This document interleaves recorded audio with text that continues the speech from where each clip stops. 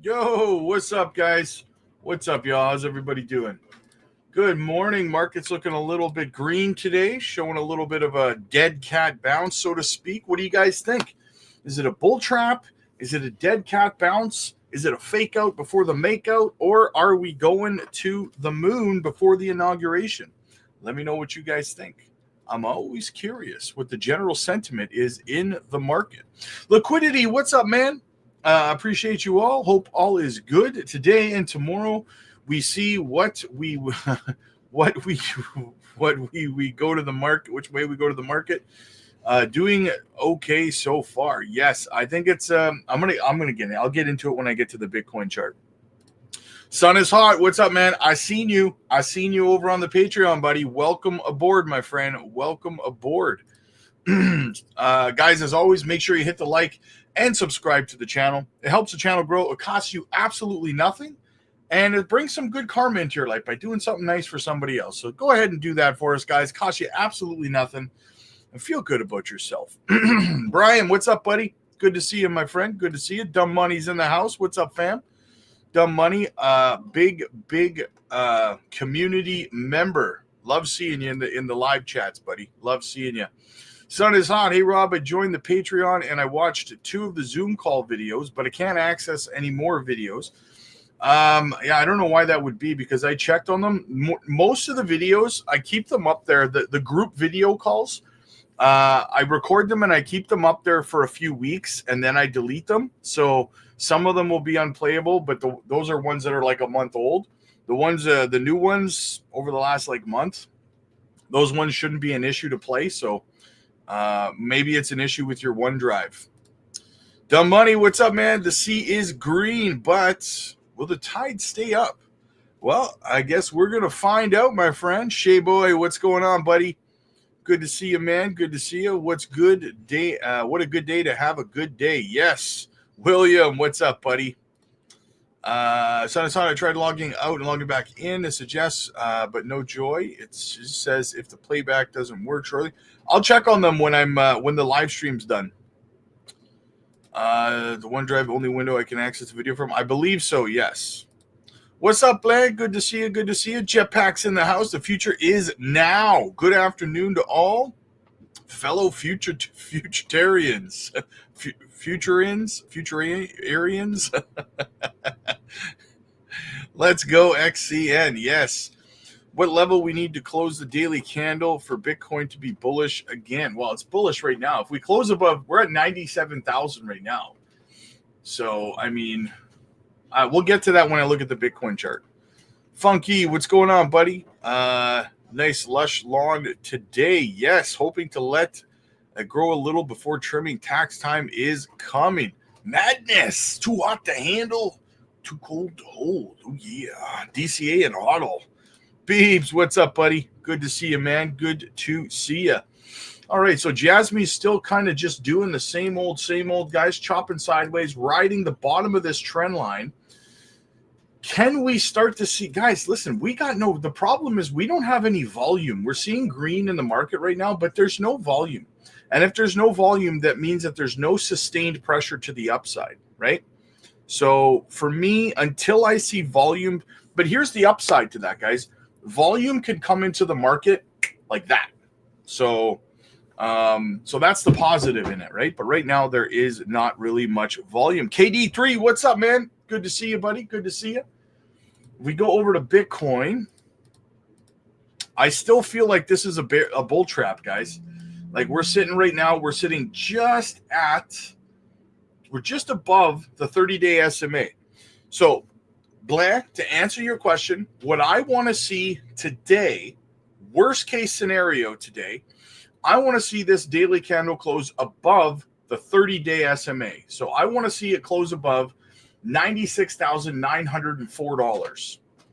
That's what I want to see today for a daily close, for a bullish daily close. Let's get above the 30-day SMA. Let's start closing candles above there, and we'll start moving in the right direction. Now, there is a positive sign here, guys. Some might call this here a double bottom, right? Which means we could see a shot to the upside very, very soon. But I don't want to take it off the table just yet that this could very well be a bull trap, right? What I mean by that, guys, is that the market is pumping, but there's no volume. So that kind of tells me that we could be seeing a little bit of manipulation in the market. And the reason for that is because look at the liquidation levels, right? If Bitcoin suddenly crashes only down to $93,320, if we just get a dip down to there, $584 million in longs will get liquidated, right? So it kind of feels like a bit of a trap. But on the flip side of that, if we hit $98,000, $262 million in shorts will get liquidated. So it'll be interesting to see. I don't know. Right now, things seem it's kind of low on both ends right now. So it kind of feels like maybe the market manipulators, the lizard people, are going to wait for either the longs or the shorts to build up a little bit closer to around $1 billion before liquidating. So that's what I'm paying attention to, guys. But for now, let's get a daily candle close above that 30-day SMA, above $96,900. That's what I want to see. We're fighting it right now. We're literally at it right now. So we'll see what happens. Gaza, what's up, man? What's cracking, man? Keep the videos coming. I got the fries that'll cross your eyes, brother. Cheers from Calgary, Future, XEN, Jasmy, Swift, and in general. Yes, 100%, man. The bags are pack stacked and fanny packed. Let's go, baby. Future crypto millionaires, 100%. Dumb money, could it be possible? Everybody's waiting on the inauguration. What I think, dumb money, is yes, that's possible. A lot of people are waiting for that. There is a lot of speculation I covered yesterday about how Trump allegedly, according to the Wall Street Journal, I believe it was, they said that Trump is set to sign a pro-Bitcoin executive order on day one, right? So we could see that on the 20th or the 21st or whatever, right? I don't know which day they actually consider day one, but so in saying that, guys, I think, though, that what people are really going to be waiting for is the FOMC meeting on the 27th to see what Powell says. Now, piggybacking off of that, PPI data came in today lower than expected, right? Which is fantastic. If you don't know what that means, that basically means that the producers, the people who produce products that we buy, right, their costs are down. So it's basically indicating that inflation is slightly down, right? Now, tomorrow, CPI numbers come out, which is the consumer price index, right? Now, if those numbers also indicate that inflation is coming down, then we should see a more bullish stance out of Jerome Powell on the 27th. So we had two big readings, the PPI today, the CPI tomorrow. So far today, the PPI came in great. That's why we're pumping right now. Will the CPI numbers tomorrow come in great? And if they do, we could pump even harder because the CPI is more important than the PPI, okay? So pay attention to what the CPI numbers come out at tomorrow. If they come in lower than expected as well, boom, very positive sentiment, guys. We should see some more pump action.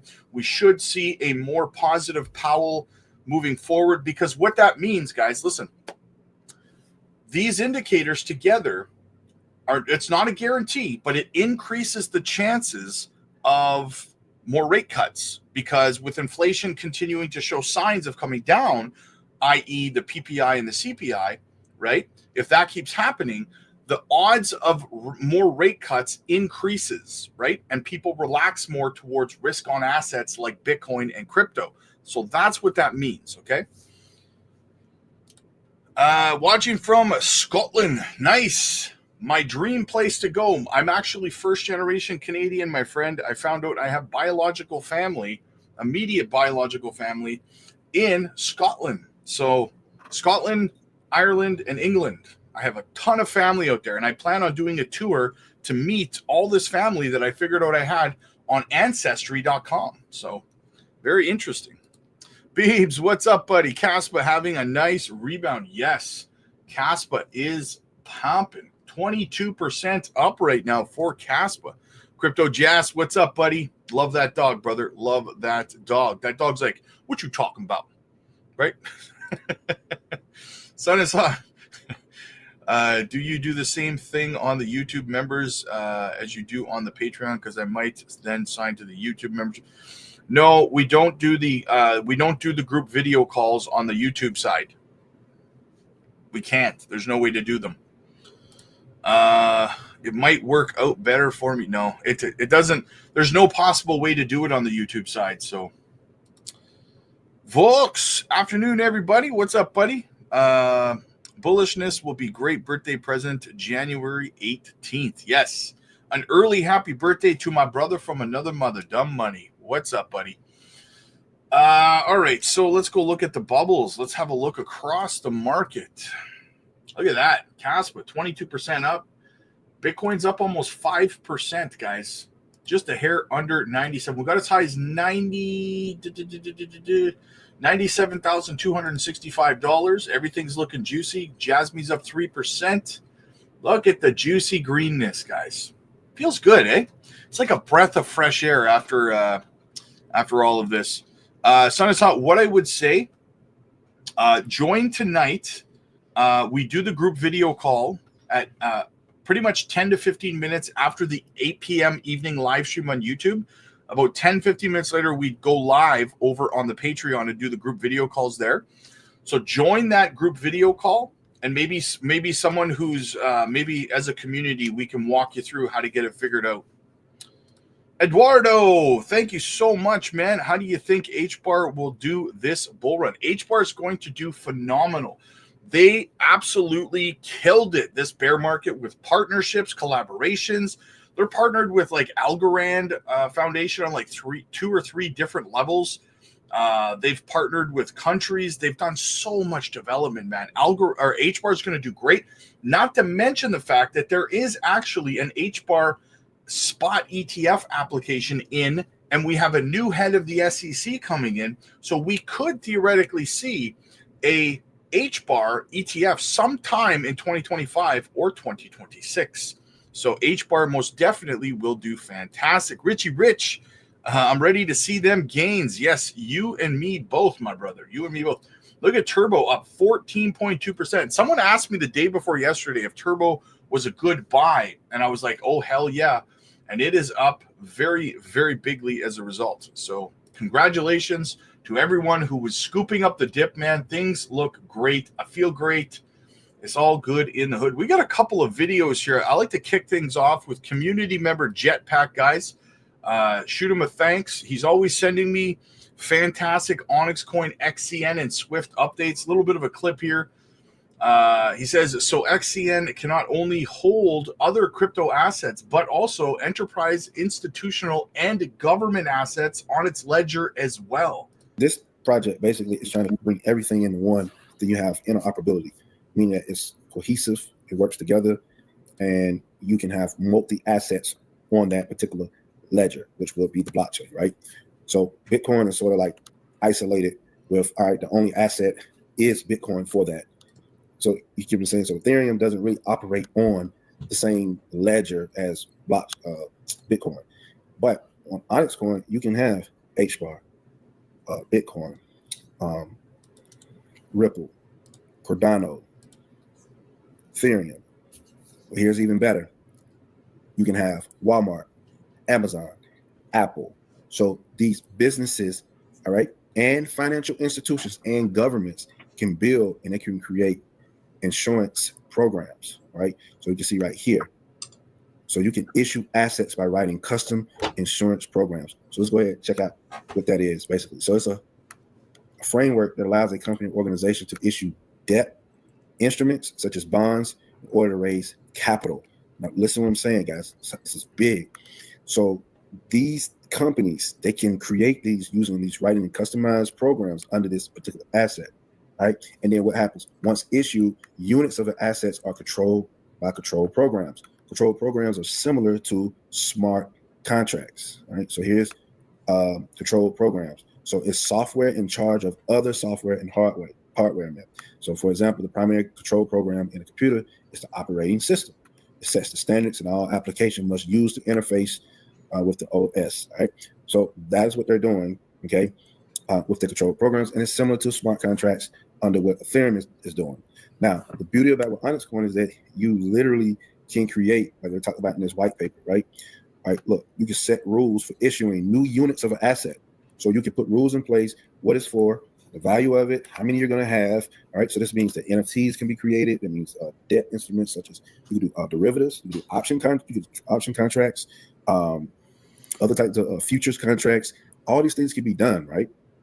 But it can be done based off the assets that are part of an organization. Onyx Coin, guys, XCN. You can not only hold other crypto assets, but also enterprise, institutional, and government assets on its ledger, guys. Big things popping, little things, they're stopping. Check this out, guys. Check this out as well. Forbes reiterating what the Washington Post said yesterday. Leak reveals imminent Trump game changer, 100 trillion Bitcoin price predicted. 100 trillion, sorry. Yeah. It's happening. Let's go. Well, I mean, $100 trillion market cap, I think, is probably what they're talking about. Very bullish. Now, guys, listen, we got to play this. It's a bit of an extended video, but we're going to play it. Gary Gensler showed up on Squawk Box today, guys. Watch Gary Gensler's full interview with the SEC or CNBC's interview with Gary Gensler. Check it out. This was this morning. This guy just doesn't know how to stop. Right? Let's go. Leadership still making headlines with just 4 days left before President-elect Donald Trump taking office. The current SEC chair, Gary Gensler, stepping down. Yesterday, 2 Robinhood broker-dealers agreed to pay $45 million to settle SEC charges that they violated more than 10 security law provisions related to brokerage operations. We're going to talk about that and so much more. Joining us right now is SEC Chair Gary Gensler in his exit interview. Gary, thank you so much for joining us, and thank you for talking with us throughout your time in office. There's about 100 questions that I have on my list, but I want to start with one that I think actually may be, in a way, the hardest, and I think it's a political question, but it's also a philosophical question, which is, when you look back at the work that you did over the last 4 years, and you also look at this election, specifically this election, and you look at the number of folks in the crypto world who ultimately not just turned out for President-elect Trump, but turned out for President-elect Trump with money, with dollars, the huge amount of money that went into effectively his campaign as, to some degree, a rebuke of what was happening with your efforts to block some of the things that they were doing. I'm so curious how you personally think about that today. First, Andrew, Joe, Becky, so good to be with you, and thank you for inviting me. Look, I think I believe deeply in our great democracy. I think that this election, though, as you point out, there was money raised from the crypto field. I don't think that's what this election was about. This field, the crypto field, a highly speculative field, has not been compliant with various laws, whether it's anti-money laundering laws, sanctions laws, or in our case, securities laws. Now, Bitcoin's not a security, but these 10 or 15,000 other tokens, the investing public has been hurt over by you the many years. My predecessor, Jay Clayton, who's going to serve again in the Trump administration, but Jay Clayton had brought about 80 cases. We're a law enforcement agency. That's what we've continued to do to protect the investing public so they get disclosure, to protect against fraud, manipulation, and there's just been too much of that in this field. Right. And then, of course, to address conflicts when you had these crypto exchanges not only operating as exchanges, but also trading against their customers, and on and on. Gary, I think the question, though, is, some critics have said that the SEC has pursued a policy that has been focused more on litigation, if you will, or rules by way of litigation than actual law. That perhaps there should have been a greater effort put on creating real laws, not just guidelines, which then created this litigation. I'm looking, by the way, at even what just took place in the last, 48 hours from this court as it relates to the Coinbase case, where they're asking the SEC now, effectively you, to, quote, explain yourself as it relates to some of the things that are being done. Yes. And by the way, the judge in the case said to the SEC, quote, it should not give yet another poor explanation in an already long line of them. And so I know it's a hard question, but I Sorry, I got paused for a second, guys. We covered that yesterday. I love that he just threw that in Gary's face. Last night, a judge ruled in the Coinbase case that the SEC has to explain why they have not created laws and rules of the road for crypto, because Gary keeps saying that the laws are clear, but a judge just said, you need to explain yourself. Why have you not created guidelines for these companies to actually abide by them? You're just suing people. And to follow it up, the judge actually said, your explanation better be good. It better not be another word salad BS crap, right? So I love that this guy just threw that in Gary's face. Let's see where he goes with it. I put it to you because I think that the public is trying to understand the way you've thought about it thus far. Look, I thought about it that we have laws. Congress has passed those laws. Of course, they can change them. But a sector of this field, crypto, the investing public is investing based on projects and these things without prejudging any one of them. Many of them are under the securities laws. And in that field, there's a lot of non-compliance. Look, Andrew. A judge just told you yesterday that what they're doing does not fall under the securities laws, and that asked you why you have not created guidelines for them. What the hell, man? In most of what you talk about on any given day, you talk about the fundamentals of a stock or a bond or the markets, the valuations of mixed fundamentals and momentum or sentiment. And this crypto field seems to trade mostly on sentiment and much less on fundamentals. But if the fundamentals are there, and I say if, he's right there, then make the proper disclosures under the securities laws. That's the basic bargain. I was glad to have you coming on today, Chair Gensler, and I was thinking of just an overriding question about Bitcoin and what we've seen for the past 4 years under your tenure. And I can only come up really with two scenarios, and neither one of them are great. The first one is that under your leadership, it was, really dragged kicking and screaming into where we are today, and it's a far cry from 4 years ago. You'd have to admit it, with ETFs and adoption by so many different firms. It's almost like there were so many obstacles put up for it. It made it very hard for what could be a transformative new asset or industry. So that's on the one hand that you did. Or on the other hand, it should have been very closely scrutinized. And at $95,000, if this is ephemeral and built on air and a beanie baby, there's going to be an absolute bloodbath. So either you stood in the way of a totally new industry, or you were unable to prevent a huge bubble from forming, which is going to end very badly. And neither one is going to be much of a legacy to look back on. Joe, I know from our conversations in the past, you view Bitcoin very differently than these 10 or 15,000 other tokens. But it was hard for Bitcoin under you, though, under your regime. It's very difficult for anything good to happen for Bitcoin. Joe, within the first few months in the job, we had Bitcoin exchange traded funds based on futures. But also, you recall when the SEC had to be sued and forced by Grayscale and forced by a judge to issue a spot Bitcoin ETF. They didn't do it because they were friendly towards Bitcoin. They did it kicking and screaming and forced by a judge. When I was coming into this role, the whole GameStop events. And that market is so much more critical to you and the American public than crypto. The $60 trillion equity market. And we have put in fundamental reforms, not only shortening the settlement cycle where you can get your money in 1 day rather than 2 days if you're an everyday investor, but that actually the markets will be more efficient.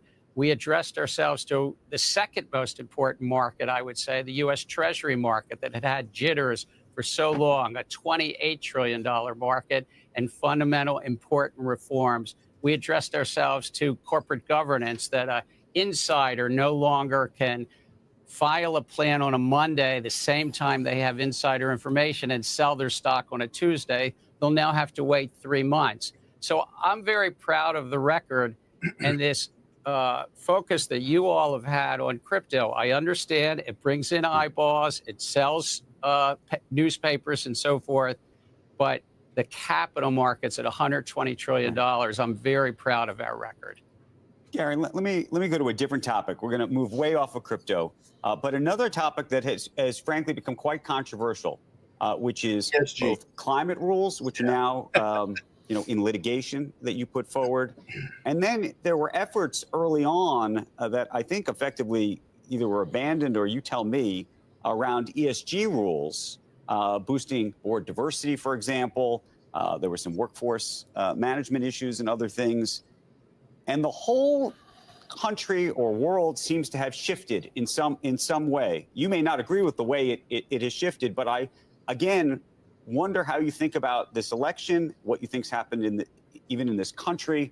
Almost every single day, there is another Fortune 500 company coming out with announcements that they're abandoning DEI programs, they're abandoning ESG programs, they're abandoning a lot of the things that were being talked about by this administration and by the SEC as it related to rules and other things that they were trying to put forward. Andrew, as a securities regulator, I'm neutral to just about all that you just said. We're not a climate regulator and we're not a workforce regulator. We're a securities regulator. But when I came into the role, we had found that of the top 1,000 companies listed on the exchanges, a majority were making disclosures about their climate risks, and investors were telling us that they found those disclosures inconsistent but material to their investment decisions. So we grounded in materiality. We went out, we heard the public, we got tens of thousands of comments, lots of investors who wanted that. If this guy thinks that anyone believes that he's doing what the public asked him to do, he's more delusional than I thought he was. This information to be more consistent and just based on material information. And I've been consistent since my confirmation that we would ground it in just what's material to investors. As you might recall, the back and forth. Right. Yes, some advocates wanted more, but we're just a securities regulator, and I believe that we rightly just addressed, try to bring Gary, consistency. Even if we could stipulate that it was for disclosure purposes, I'm curious, just on a very personal level, what now that you're taking off and leaving the role, what you make of this reversal as it relates to ESG and DEI and some of these other things that had become almost a staple of corporate America over the last 4, 5, 6, 7 years that was developing? Well, I know in just managing the SEC's 5,000 people, we benefit from recruiting and giving opportunities to the diverse population we have in America, 330 million people, regardless of gender, race, or background. Or orientation. That helps our agency. But in terms of a securities regulator, really investors have to decide what's relevant. We did not put forward, we at the SEC under my leadership didn't put forward any disclosure rules around workforce or diversity. We did come in and do something around climate because the markets were already having those disclosures. What I do think is the markets will figure out, the investors will figure out whether Right. the climate disclosure is relevant and material to their investment decisions. But is it material? It was material a couple of years ago, and it's not now. I don't understand the materiality of it, and Well, whether some investors decide that or whether it's just very gray. I think, Becky, you're right that things can change.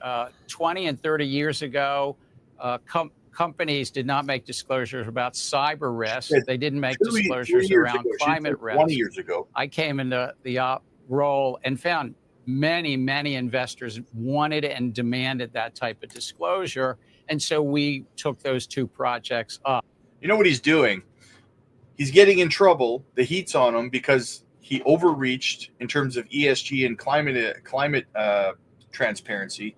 And now he's trying to blame the public, saying, well, I was doing it because the public asked me to, right? That's what he's doing. He's shifting the blame to the general public.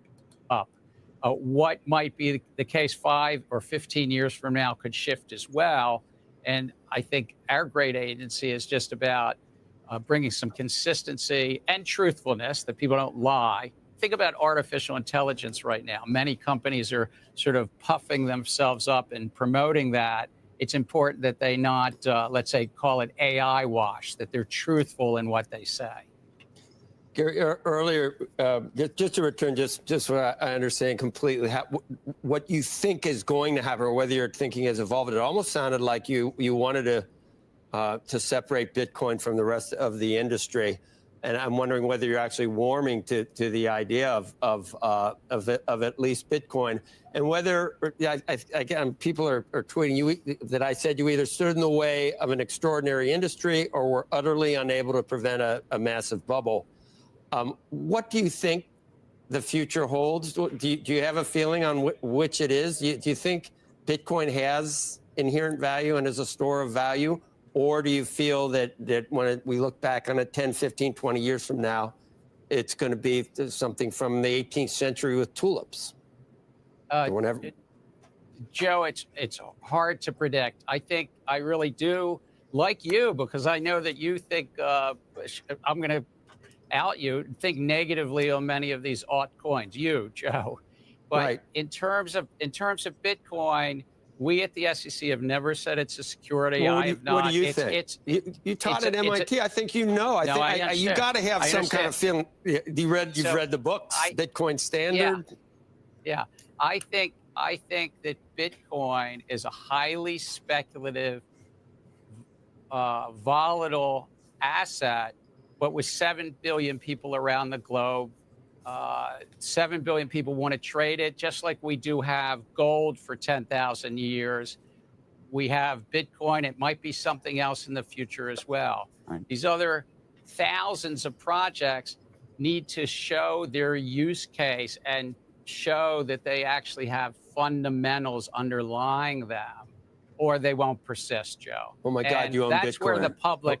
That's why the public needs disclosure. That's what it's. I don't. You love I've it. never owned. You love. I've never. You love it. You don't like those other coins. Oh my God, you I've own never Bitcoin. owned any of these, and I've been consistent for 7 or 8 years with this. Well, now you can't, because you won't be a SEC chair anymore. Hey, Gary, different lane. One of the other new features of the market, or a market, is this idea of prediction markets.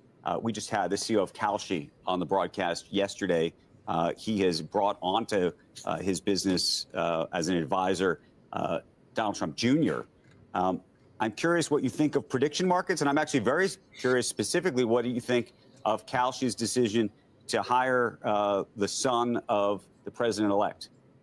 I have no views on who somebody hires, but capital markets themselves, our great vast $120 trillion capital markets, whether it's stocks, whether it's bonds, whether ultimately it's prediction markets, are about predicting future cash flows, are predicting future opportunities for businesses that you have on the air. So they're all, in sense, about prediction markets. And that's why I'm so proud what we did. Some of the reforms we put in place is to have better disclosure, yes, on only that which is material to investors, so they can make their own judgments about the future. That's in essence a prediction market. Treasuries. settlements on treasuries. There's been a little bit of a debate about what's happened, obviously, this fall, about what the timeline is going to look like into the future after you're out of this office. What's your take? Well, our U.S. Treasury market is the base of our capital markets. I'm very proud of what we did working with Janet Yellen, working with Jay Powell, bipartisan reforms that we put in place to build greater resiliency, lower the risk of our U.S. Treasury market, while also promoting more competition, what's called all-to-all trading. So there's forward momentum. There's still things to be implemented over the next 18 months. But I'd note this, our $28 trillion Treasury market is predicted by the Congressional Budget Office to grow to about 35 or 36 trillion in 4 years. It's going to grow 25%. And so we need these reforms to make sure the markets work smoothly and taxpayers can have the confidence their government can borrow in liquid markets that the international community trusts. Gary, what do you think the biggest risk in the market is today? Look, I think we have a presidential transition and democracy has spoken, but there's policy uncertainty. There always are around these transitions. Some of those policies will be sorted out over time, but there's policy uncertainties for sure. I have spoken over these last 4 years. There's also pockets of capital markets that have a lot of leverage, a lot of borrowing and low margin. And that's usually in this sort of space between the commercial banks providing leverage to the macro hedge funds in what's called the repo market. And then lastly, I do think that artificial intelligence is transformative, already has affected productivity in a positive way, but there's still risk out there on the horizon. How much do you think about the shadow banking system in terms of the loan market, which in many ways has moved away from the traditional banks, though there's a connection to the traditional banks? Look, I think capital markets are best when they're competitive, they're deep, and lots have access. That's what we have promoted at the SEC and the reforms we've done. And so the large private fund market, whether it's private credit, private equity, venture, I think that's been a feature, not a bug of our capital markets. And we benefit as Americans to have large, robust, non-bank provisions of capital. Okay, Gary, before we let you go, here's the final question. And I asked this of Lena Khan, and I want you to think about the answer. If you could do it again and you could do anything differently, given all of the things that we've just talked about, what would it be? So you don't want me to just say, come on your show more often, right? We can do that. We'd love to have you back. And now you'll be big mistake not coming on. Now you'll be untethered completely. Yeah, big mistake not coming on more. Look. I would say this, Joe and Becky, Andrew, and your listeners. It is a great privilege to serve. I think that we put in fundamental, important reforms on 3/4 of our capital market, the stock market, and the Treasury market measured 90 trillion total. We put in place key reforms on corporate governance that insiders can't sell their stock in a day, but need to wait the 90 days, but also with regard to that they have to give back compensation that they might have for erroneous profits. I think we settled a really tough thing with China. So I'm really proud of what we did. But we're human. We're not going to get them all right. You're an introspective guy. There's got to be something on the list that you say, you know what, I would have done that. That's the one thing in retrospect I wish I could have gotten to something. No? Look, I would have liked to have got these Treasury market reforms and equity market reforms finalized, and certainly with the courts, and this is important to your viewers, the courts are shifting dramatically, and I would have definitely wanted to have been able to anticipate all the shifts in the court so that we could do things that were survived court challenge a little better. Gary, I want to thank you for engaging with us over the last 4 years. We hope we're going to get to engage with you a lot more unplugged, if you will, over the next 4, and we look forward to seeing you again. All right, very you all soon. be well. Congratulations on your Good riddance, buddy. Good riddance to bad rubbish. Let's get back into the chat a little bit. Where are we here? Beebs, Vader AI by Virtuals is up beautifully, 83%. Nice. Jetpack in the house. What's up, buddy? Top 5. I've watched Gary teach classes. He's pro crypto. The forces that beturned him. They told him, yes, we believe in crypto, but we need our coins to catch up before Ripple takes off. Yes, I agree. Leo, what's up, buddy? Good to see you, man. Leo in the house. Price prediction. I hope you're messing with me, Ty. I hope you're messing with me, brother. Later, Mr. Burns. I meant Gary. Blah. Delulu is only Salulu. Came from Gary. Beebs, I'm thinking of making a coin. It's called Goodbye Gary. Ticker GG. Good game. Good game. Good game, bud. Good game. Guys, careful of the spammers in the chat. Whenever you see them spamming these kind of projects, just ignore them. Definitely do not go participate because they're scams. These are bots. Gary gives me the ick. Yes, 100%. What a bastard. What a bastard. 100%. 100%. All right, what else do we have? Oh, that's right. We got another video from Jetpack covering XCN again. Check. Oh, no, I already covered that one. I already played that one. Sorry, I'm wrong. I lied. Sorry, Jetpack. Try to give you credit twice. What else do we have? Okay, so new nuclear-powered Bitcoin mine has been proposed to the community of North Towanda,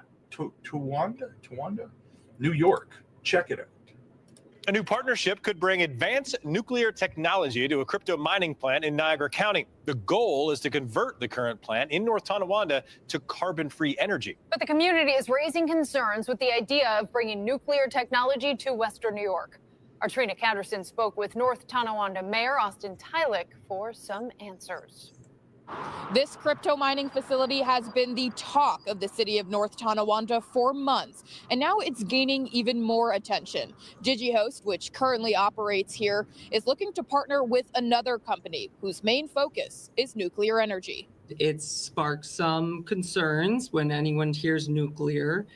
There's a lot of questions that come to be. North Tonawanda Mayor Austin Tylick's office has been flooded with questions from residents following the announcement. On December 12th, DigiHost and Nano Nuclear signed a non-binding contract to bring nuclear reactor technology to the current plant on Erie Avenue. Right now, we're really digging into the details with it. There's not a ton of information. This sort of nano nuclear is a new energy source. It's smaller nuclear. According to a press release from Nano Nuclear Energy, the main reason for the collaboration is to improve the environmental concerns at the current DigiHost plant. The founder of Nano Nuclear said, quote, "This MOU marks a significant step toward delivering carbon-free, scalable energy while ensuring operational reliability." But Mayor Tylick says the idea of nuclear power and industrial waste sites in North Tonawanda is causing some pushback. The questions that come to be are, what happens to the waste? Is there, any potential for explosions? These are all things that we've brought up or have heard concerns about. Tylick says currently North Tonawanda does not have any zoning categories to regulate something like nano nuclear, but he plans on working with local environmental activists and neighboring lawmakers to change that. For residents out there that are wondering, we are aware that there are concerns with this type of industry, and we're going to make sure we get to the bottom of it. Mayor Austin Tylick emphasized that Nano Nuclear says their target date for reactor integration isn't until 2031. So he'll be making sure that he takes the time to answer all of the residents' questions and hears all of the concerns they might have.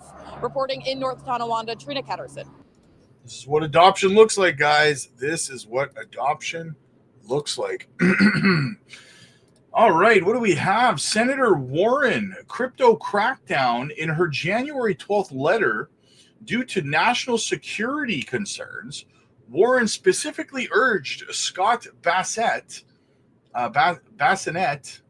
Trump's Treasury Secretary, to enhance the Treasury Department's powers regarding anti-money laundering laws and counter you know what, CFT regulations. So she's trying to influence Scott Bassett to be anti-crypto. And in response, he sent her a letter back saying, "Ew." No, he didn't, but he should. What else do we have? Michael Vanderpop, super news. PPI has a big miss positively, through which inflation might not be running upwards again. Yields drop, Bitcoin's up, altcoins up. Big things popping, little things stopping. What else do we have?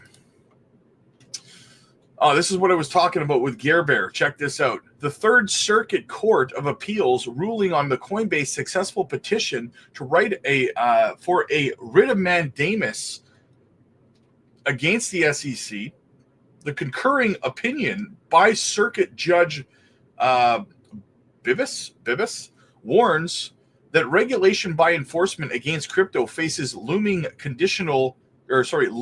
constitutional smackdowns. This is from the judge. The SEC, this is from the judge yesterday.